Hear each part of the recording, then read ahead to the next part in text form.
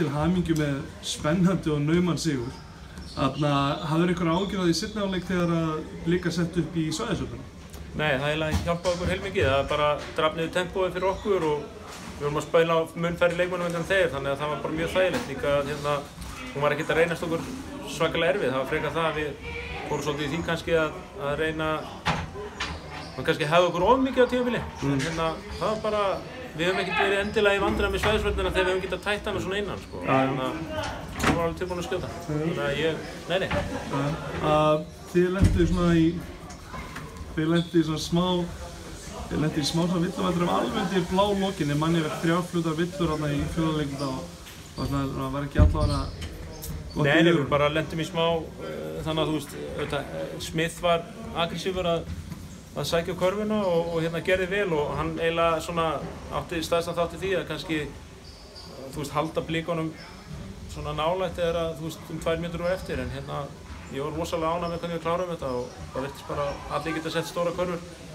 Þannig að Björn Ásgeir frábær í vörninni á boltann og þannig að ég er bara glaður. Voruð þið eitthvað búin að tala sérstaklega það að hann ætti að vera sérstaklega aggressífur út á miðjum velli? Hann stal held ég 3-4 boltum út á miðjum velli og við bara gefið layup í höfðinu. Já, á móti sko Blikarnir að mínum mati er bara segir sjálfur sjálft þessi taflan, eitt af 3 bestu liðunum í deildinni þannig að vinna á er mjög gott, en Björn Ásgeir er mjög aggressífur leikmaður og hann er hörkugóður, það má ekki gleyma því, hann er 17 ára gamall og þú veist, hann er ekki komið bílpróf og þú veist, bara að spila móti mönnum eins og Ella og að dekka bandaríkjamennin sem atvinnumenn, þetta er bara þvílíkur skóli fyrir hann og hann er að gera vel fyrir okkur. Já, Skallagrímur tók hinn leikinn í kvöld, þannig að þið eru núna þá að við skjáttast ekki að öðru sæti deildarinnar. Er það draumastaða að vera í fyrsta sæti við úrslitakeppnina, vera með heimavallarreynslum?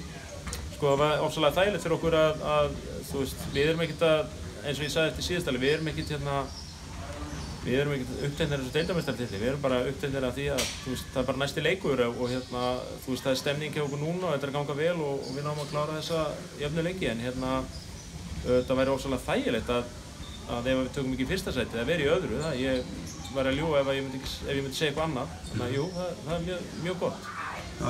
Það eru svona aðeins rólegri leikjaplanir ykkur á næstunni skils mér. Einn leikur hérna úti við Skallagrím og svo nokkur lið fyrir neðan ykkur, eru það eitthvað?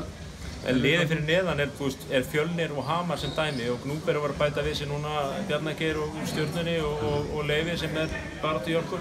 Þannig að þú veist, það er engin leikir gefins í fyrstu deildinni. Ég meina, sko, Hamar getur þess vegna verið liðið sem geti komið allra liðið óvart þegar upp við stöðu en við tökum engan andstæðing sem gefni fyrir.